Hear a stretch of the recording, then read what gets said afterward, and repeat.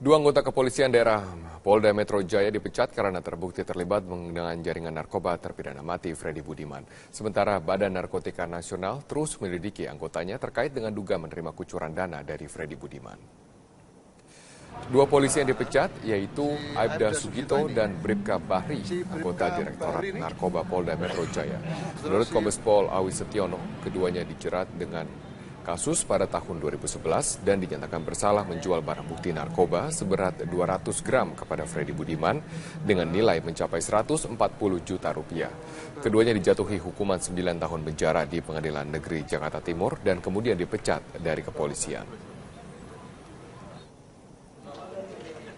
Sementara itu, Badan Narkotika Nasional tengah memeriksa seluruh anggota yang pernah menangani kasus Freddy Budiman. Pemeriksaan ini terkait dengan pernyataan Ketua Kontras Hari Ashar tentang adanya anggota Badan Narkotika Nasional dan pejabat kepolisian yang diduga menerima uang dari Freddy Budiman.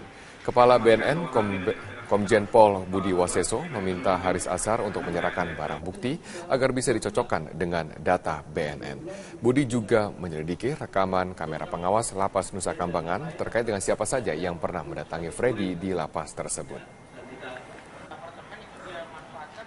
Kita sekarang juga akan minta keterangan dari kepala lapas yang waktu itu saja, ya. Kita apa benar pada saat itu ada, ya, dan ada oknum anggota BNN yang memerintahkan ini seperti itu, ya. Nah, kita fair, sekarang ini kita fair terbuka. Artinya sekarang yang anggota-anggota yang pernah menangani Freddy Budiman sudah kita mintai keterangan semua, ya. Nah, sekarang kita tinggal tunggu waktunya nih. Saudara Aris nanti lakukan dari rekamannya pembicaraan Freddy Budiman itu kapan? Waktunya. Berarti kita nanti akan mengarah kepada tim yang pada saat itu menangani. Jadi,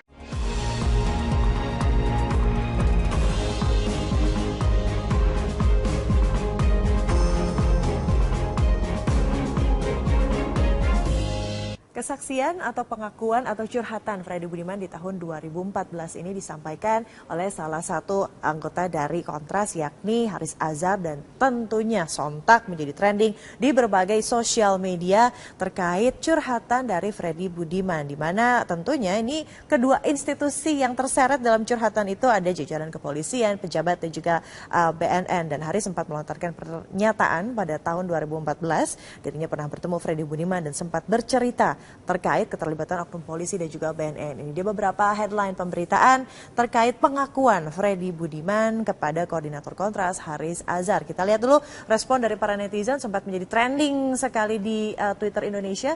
Kita percaya masih banyak aparat baik di Indonesia. Semoga saja terbongkar dengan tuntas ya. Terima kasih Ochan Sangaji sudah mencuitkan opini Anda. Anda juga bisa mention ke akun kami @netnews_metro_tv. Pengakuan Freddy Budiman menunjukkan bahwa kaum bandar sudah memperkaya banyak oknum aparat. Karena oknum jahat itulah narkotika merakyat. @Blongtangpur, terima kasih juga sudah mencuitkan opini Anda. Kita lihat lagi respon yang lainnya. Mega skandal yang libatkan petinggi selalu menguap tanpa jejak. Dengan tagarnya Saweran dan juga Freddy Budiman. Untuk langsung mengkonfirmasi sudah hadir di sini koordinator Kontras Mas Haris Ashar. Mari masuk ke sini. Bang, terima kasih sudah hadir. Sama-sama. Bang, boleh tahu dulu tidak? Pertama kali kenal dengan Freddy di tahun 2014, awal kedekatan. Kan kayaknya kalau mau curhat harus dekat dulu nih. Ada prosesnya seperti apa dan berapa lama? Saya ketemu hanya satu kali. Waktu kita ngobrol itu. Jadi waktu itu saya tahun 2014 lagi rame soal kampanye Pilpres. Dan saya waktu itu lagi ada perjalanan memang agak keliling Jawa lah.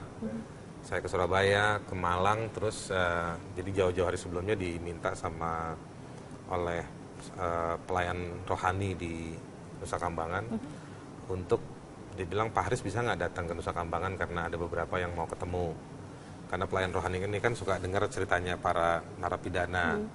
Nah, ada beberapa yang diduga ada rekayasa kasus. Lalu oke, dari situ saya berangkat ke Nusa Kambangan gitu. Itu sekitar pertengahan Juni 2014 ya? 2014. Lalu ketemu dengan beberapa narapidana, cerita apa segala macam. Di tengah-tengah itu dikasih tahu juga ini si Freddy Budiman dan John K mau ngobrol. Saya bilang oke. Ngobrolnya pada saat itu ada petugas dan lain-lain kan? Oh iya, saya nggak dibiarkan tidak dibiarkan sendirian. Jadi pelayan rohaninya ikut, Ibu Yani itu. Lalu ada satu lagi Pak Andreas, ada Pak Sitinjak, Kalapasnya ikut menemani. Jadi karena itu bagian dari pengawasan juga kan. Iya. Sudah saya masuk ke dalam area LP, tidak boleh bawa elektronik, semua titip di depan. Pak Sitinjak cukup tegas ya. Jadi kita hanya boleh bicara, ngobrol. Sudah saya ngobrol, dibawa itu setelah saya ngobrol dengan Yusman, anak yang dihukum mati itu, kena vonis hukuman mati dan kakak iparnya, terus dipanggil Freddy Budiman dan si John K. Awalnya John K cerita macam-macam berapa hal gitu, saya dengar aja gitu, sambil ketawa, sambil ngobrol-ngobrol gitu. Ngobrol santai berarti ya? Ngobrol santai setengah jam, terus kemudian Freddy Budiman yang ngobrol. Nah waktu Freddy Budiman cerita, itu ceritanya, wah sampai di ujungnya tuh saya bilang begini, wah ini dibikin film bagus nih ceritanya. Ya, gitu. dibikin film dia. Oh iya, bikin film. Terus tapi saya tanya, ini semua keterangannya ada di mana? Ya. Itu yang tertulis segala macam. Tapi memang maksudnya ketika curhatan itu, apalagi kan memang kita mengetahui akhirnya leak begitu ya, bocor ke media sosial. Anda yang mengatakan bahwa ada pengakuan. Ini kenapa baru sekarang momentumnya Anda memanfaatkan di tahun 2016 ini? Saya bukan orang yang dapat buka, bukan seperti itu. Bukankah kalau misalnya dapat buka malah mungkin akhirnya terkuak fakta baru yang akan malah mempercerah? Perdebatan itu ada dan saya tidak menolak perdebatan itu. Saya juga tidak perlu membela diri kenapa baru sekarang, kenapa dulu tidak dan lain-lain, bukan. Saya cuma merasa bahwa oke, dapat informasi ini, coba kita follow up. Begitu beberapa bulan kemudian kita coba cari pledoinya, coba hubungi si pengacaranya. Kita coba cari informasi di kasus yang terkait dengan Freddy Budiman. Ada beberapa informasi sebenarnya yang menarik. Seperti misalnya? Tentang jaringnya, dengan siapa dan bagaimananya itu bisa dikembangkan sebetulnya. Dan juga misalnya coba cari pledoinya waktu itu, kemarin saya lihat di media sudah bukan dirilis, tapi ada media yang sudah membaca dan naik. Katanya pledoinya tidak seperti itu. Dibantai ya. Tapi apakah ada permintaan khusus tidak dari Freddy atau almarhum Freddy mengatakan bahwa Bang jangan dibuka? Tidak ada. Tidak. Saya hanya merasa begini. Saya coba cari informasi tambahan dan lain-lain, tidak ada. Lalu saya sudah idle saja, saya nggak bisa ngapa-ngapain kan. Tapi saya juga sambil melihat sebetulnya informasi ini bisa disampaikan ke siapa. Anda pernah mencoba tidak untuk mengkonfirmasi bahwa yang dia katakan itu apakah memang benar ataupun hanya termasuk memang... itu saya cari dengan siapa saya harus konfirmasi. Karena ini informasinya kan ada orang bilang istilahnya bombastis. Ya. Lumayan seru misalnya. Tapi saya juga coba melihat di dalam pemerintahan para penegak hukum, siapa yang saya harus bisa ajak bicara. Sudah ada yang digandeng untuk diajak bicara mengenai hal ini? Tidak ada, karena saya mau melihatnya begini, waktu itu pemerintahan baru, Joko Widodo terpilih. Nggak lama kemudian rame soal KPK Polri. Saya melihat bahwa, wah ini kalau urusan besar kayak gini, rupa-rupanya tidak bisa dihandle. Gitu. Dan saya juga berupaya supaya tidak mau bikin ramai karena terlalu tambah rumit nanti. Malah complicated gitu. Ya. Terserah mau dibilang saya kontributif buat pemerintahan Jokowi atau enggak, tapi saya merasa bahwa yang soal KPK Polri aja udah rame nih. Dan saya akhirnya tidak mau buka itu. Terakhir saya lihat dia akhirnya masuk ke eksekusi namanya dalam daftar yang ketiga. Menurut saya ya sudahlah, ini kesempatan. Pada siapa saya bicara? Saya coba hubungi Johan Budi. Terus terang aja saya secara personal saya punya rasa hormat sama Johan Budi. Saya merasa bahwa dia komunikatif. Kita pernah berkomunikasi beberapa hal sebelumnya untuk urusan yang lain. Dan saya coba hubungi dia lagi saat 4 hari sebelum eksekusi. Dia responnya cukup bagus. Dia bilang saya akan bicarakan ke presiden. Tapi kemudian dan dia bilang tidak usah bicara ke media dulu. Saya tidak bicara ke media. Hari Kamis saya tunggu ketika ketika harinya sudah diputuskan, waktu itu kan antara Kamis malam atau Jumat malam. Pagi, ya betul. Akhirnya katanya Jumat malam, saya telepon lagi Johan Budi, Mas gimana? Saya bilang, iya, dia bilang masih ada kesulitan. Jadi tapi lebih lanjut nanti mungkin teman-teman Metro TV bisa tanya ke dia. Intinya tidak ada perkembangan. Dan memang waktu itu malam itu saya merasa bahwa saya buka atau tidak gitu. Masih ada dilematis pada saat itu untuk membuka atau tidak? Ya, ada dilema dalam artian satu hal ini informasinya cukup besar. Yang kedua saya juga kalau menyimpan ini informasi, saya juga ada beban. 2 tahun saya simpan informasi ini. Sementara kita lihat bagaimana misalnya kampanye pemerintah. Narkoba itu kejahatan luar biasa dan lain-lain. Tapi di sisi lain kan Saya kita menghargai loh ya kerja polisi, BNN, bahkan TNI yang bikin sweeping di komplek Kostrad itu saya menghormati. Tapi informasi ini bukan untuk mendinai semua kerja itu. Tapi informasi ini dalam rangka untuk memperkuat. Karena kan banyak yang terjadi di lapangan, di sektor yang bawahnya gitu. Nah, barangkali yang dimaksud dengan luar biasa itu ada struktur yang seperti ini. Ya, tapi intinya adalah ketika dengan hadirnya informasi ini juga akan menguak untuk memutus mata rantai peredaran narkoba Saya di berharap Indonesia. seperti itu. Saya Bukan dimanfaatkan dalam konteks-konteks tertentu. Saya tidak Saya tidak punya niatan apa-apa. Saya dituduh mau cari popularitas. Saya kalau cari popularitas nggak dengan cara begini, gitu. Tapi saya ini betul. Dari saya ingin ada ini bergulir gitu ya. Dan juga akan ada tentunya sanksi-sanksi yang dikenakan bila ada oknum-oknum yang nakal ya. Bila tidak juga saya siap dikoreksi. Baik, terima kasih saya. Mas Haris Azhar, terima kasih waktunya sudah hadir di sini. Dan pemirsa, sukses selalu juga sehat selalu. Dan netizen masih akan kembali selepas jeda berikut terkait yang suka delay-delay. Ya, apa sanksinya dari pemerintah? Nantikan jawabannya sesaat lagi.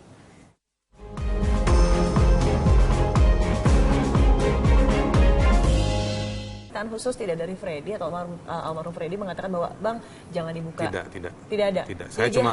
Saya hanya merasa begini. Saya coba cari informasi tambahan dan lain-lain tidak ada. Lalu saya sudah idle saja, saya nggak bisa ngapa-ngapain kan. Tapi saya juga sambil melihat sebetulnya informasi ini bisa disampaikan ke siapa. Anda pernah mencoba tidak untuk mengkonfirmasi bahwa yang dia katakan itu apakah memang benar ataupun hanya termasuk memang... itu saya cari dengan siapa saya harus konfirmasi. Karena ini informasinya kan ada orang bilang istilahnya bombastis, lumayan seru misalnya. Tapi saya juga coba melihat di dalam pemerintahan para penegak hukum siapa yang saya harus bisa ajak bicara. Sudah ada yang digandeng untuk diajak bicara mengenai hal ini? Tidak ada, karena saya mau melihatnya begini. Waktu itu pemerintahan baru, Joko Widodo terpilih. Nggak lama kemudian rame soal KPK Polri. Saya melihat bahwa wah ini kalau urusan besar kayak gini rupa-rupanya tidak bisa dihandle gitu. Dan saya juga berupaya supaya tidak mau bikin ramai karena terlalu tambah rumit nanti. Malah complicated gitu. ya. Terserah mau dibilang saya kontributif buat pemerintahan Jokowi atau enggak, tapi saya merasa bahwa yang soal KPK Polri aja udah rame nih. Dan saya akhirnya tidak mau buka itu. Terakhir saya lihat dia akhirnya masuk ke eksekusi namanya dalam daftar yang ketiga. Menurut saya ya sudahlah ini kesempatan. Pada siapa saya bicara? Saya coba hubungi Johan Budi. Terus terang aja saya secara personal saya punya rasa hormat sama Johan Budi. Saya merasa bahwa dia komunikatif. Kita pernah berkomunikasi beberapa hal sebelumnya untuk urusan yang lain. Dan saya coba hubungi dia lagi saat 4 hari sebelum eksekusi. Dia responnya cukup bagus. Dia bilang saya akan bicarakan ke Presiden dengan Yusman, anak yang dihukum mati itu, kena vonis hukuman mati dan kakak iparnya, terus dipanggil Freddy Budiman dan si John K. Awalnya John K cerita macam-macam berapa hal gitu, saya dengar aja gitu, sambil ketawa, sambil ngobrol-ngobrol gitu. Ngobrol santai berarti ya? Ngobrol santai setengah jam, terus kemudian Freddy Budiman yang ngobrol.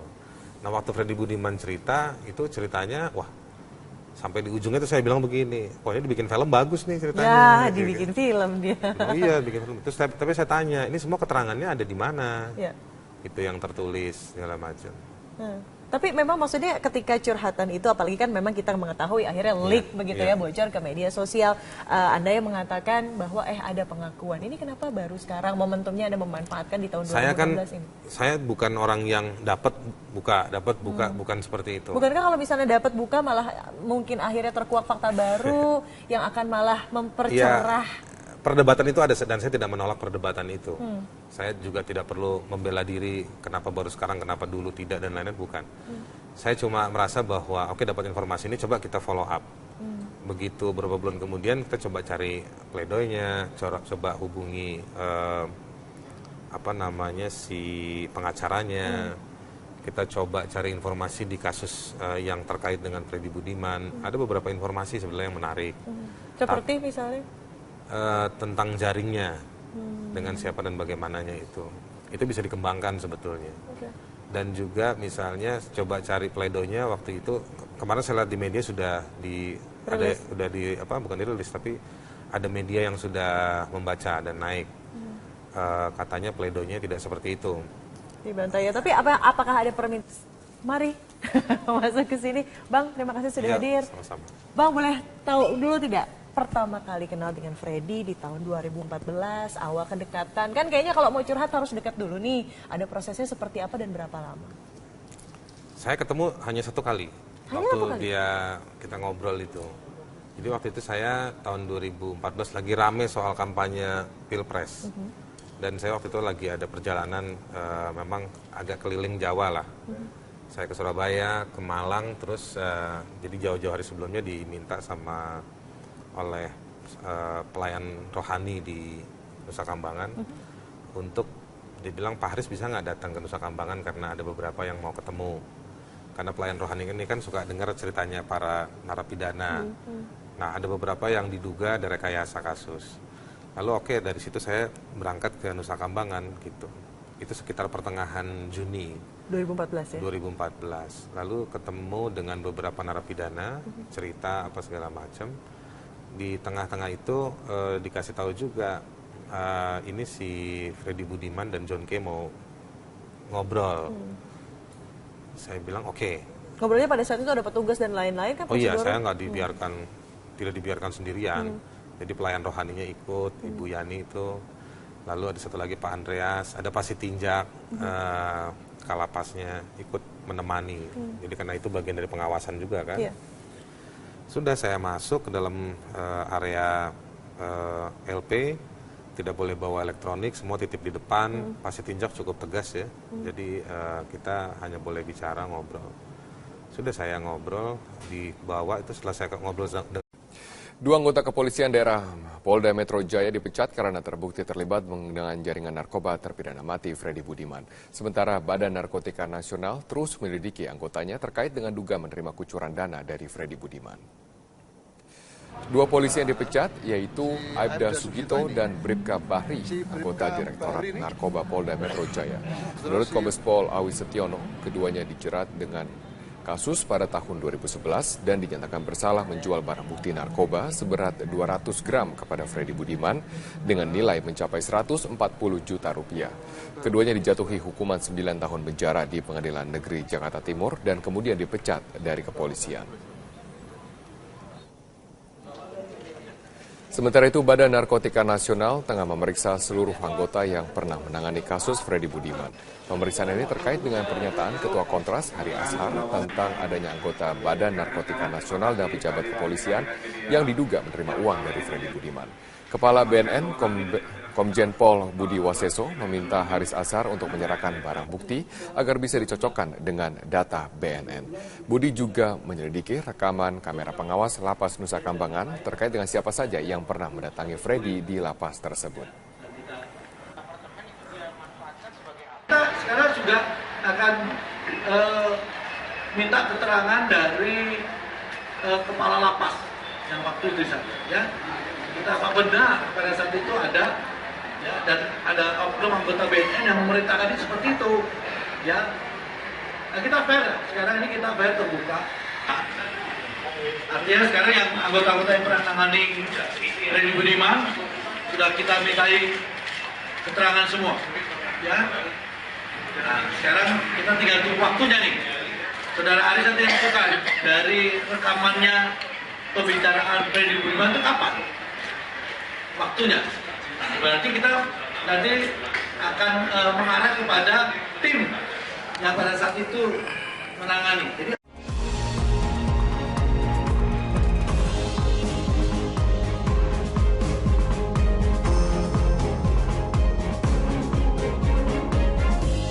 Kesaksian atau pengakuan atau curhatan Freddy Budiman di tahun 2014 ini disampaikan oleh salah satu anggota dari Kontras yakni Haris Azhar dan tentunya sontak menjadi trending di berbagai sosial media terkait curhatan dari Freddy Budiman, di mana tentunya ini kedua institusi yang terseret dalam curhatan itu ada jajaran kepolisian, pejabat dan juga BNN, dan Haris sempat melontarkan pernyataan pada tahun 2014 dirinya pernah bertemu Freddy Budiman dan sempat bercerita terkait keterlibatan oknum polisi dan juga BNN. Ini dia beberapa headline pemberitaan terkait pengakuan Freddy Budiman kepada Koordinator Kontras Haris Azhar. Kita lihat dulu respon dari para netizen, sempat menjadi trending sekali di Twitter Indonesia. Kita percaya masih banyak aparat baik di Indonesia. Semoga saja terbongkar dengan tuntas ya. Terima kasih Ochan Sangaji sudah mencuitkan opini Anda. Anda juga bisa mention ke akun kami @netnews_metro_tv. Pengakuan Freddy Budiman menunjukkan bahwa kaum bandar sudah memperkaya banyak oknum aparat. Karena oknum jahat itulah narkotika merakyat. @Blongtangpur, terima kasih juga sudah mencuitkan opini Anda. Kita lihat lagi respon yang lainnya. Mega skandal yang libatkan petinggi selalu menguap tanpa jejak. Dengan Tagare, Saweran, dan juga Freddy Budiman. Untuk langsung mengkonfirmasi sudah hadir di sini Koordinator Kontras Mas Haris Azhar.